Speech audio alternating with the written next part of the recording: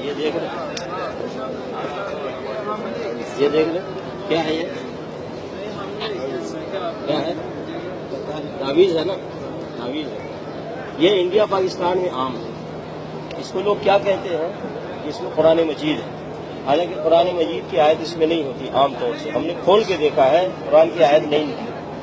پہلی بات دوسری بات اگر قرآن کی بھی آیت ہے تو کیا قرآن کی آیت لٹکانے سے فائدہ ہے یا قرآن کی آیت پڑھنے سے فائدہ ہے دعائیں لٹکانے سے فائدہ ہے یا دعائیں پڑھنے سے فائدہ ہے بولیے اگر کوئی کہتا ہے نہیں یہ قرآن لٹکانے سے فائدہ ہے تو قرآن کو اللہ نے شفا کہا تو اس کو اگر لٹکانے سے فائدہ ہے تو اللہ نے شہد کو بھی شفا کہا ہے نا تو شہد کو لٹکا لیا جائے تو فائدہ ہوگا یا شہد کو کھائیں گے تو فائدہ ہوگا زمزم پانی کو نبی صلی اللہ علیہ وسلم نے شفا کہا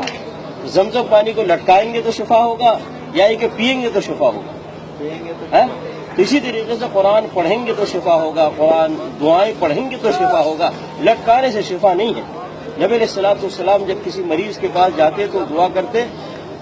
اللهم رب الناس اذهب الباس اشفي انت الشافي لا شفاء الا شفاءك شفاء لا يغادر سقما نبی علیہ الصلوۃ والسلام اس مریض کے لیے دعا کرتے تھے اس کو تعویذ نہیں دیتے تھے کہ لٹکا لو ہے کہ نہیں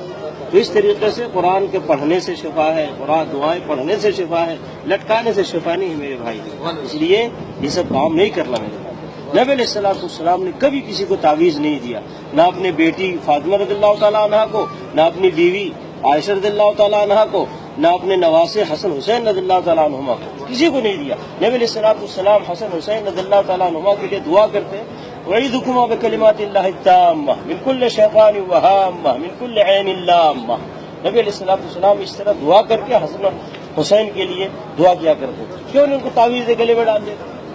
بلکہ نبی صلی اللہ علیہ وسلم منع فرمایا کہا من تعلق تمیمۃ فقد اشرک جس نے تعویذ لٹکایا اس نے شرک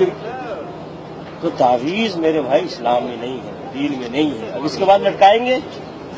بولیے نبی علیہ الصلوۃ والسلام کے خلاف کوئی کام کریں گے نہیں کریں گے نا نہیں کریں گے نا کیوں نہیں بول رہے یعنی نبی صلی اللہ علیہ وسلم مخالفت کریں گے نہیں کریں گے نا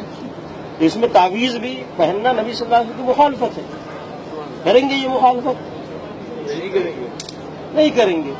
سیدھی سی بات ہے جو نبی صلی اللہ علیہ وسلم سے ثابت ہے وہ کریں گے جو ثابت نہیں ہے وہ نہیں کریں گے سیدھی سی بات نبی علیہ الصلوۃ والسلام کی مخالفت کرنا کوئی اجر ہے ثواب ہے بہت بڑا گناہ ہے نبی علیہ الصلوۃ والسلام کی پیروی کرنا یہ ثواب کا کام ہے یہ نیکی کا کام ہے سمجھ گئے میرے بھائی اس لیے اگر کوئی مولوی کوئی مفتی کوئی حافظ قرآن اگر یہ چیز دیتا ہے تو نبی صلی اللہ علیہ وسلم کی مخالفت کرتا ہے ہم نبی صلی اللہ علیہ وسلم کی مخالفت نہیں کریں گے حافظ صاحب کی مولانا صاحب کی قاری صاحب کی مفتی صاحب کی مخالفت کریں گے کیونکہ ہم کو اللہ نے اپنے ساتھ اپنے نبی کی پیروی کا حکم دیا یا ایھا الذین آمنوا اطیعوا اللہ واطیعوا الرسول اے ایمان والو اللہ کی اطاعت کرو اللہ کے رسول کی اطاعت کرو کسی مولانا صاحب مفتی صاحب حافظ صاحب قاری صاحب کی اطاعت کا حکم نہیں دیا گیا ہم کو اس لیے میرے بھائی خیال کریں نہ یہ آپ لیں کسی سے نہ دے کسی کو بلکہ اگر آپ نے اس کو نکالا کسی کے گلے سے تو آپ کے لیے بڑا ثواب اور اجر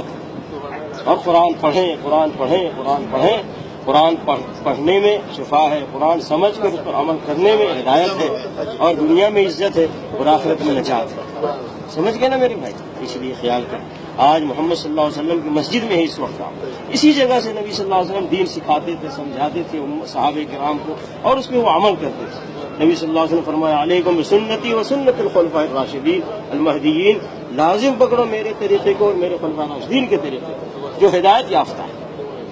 سمجھ گئے میرے خیال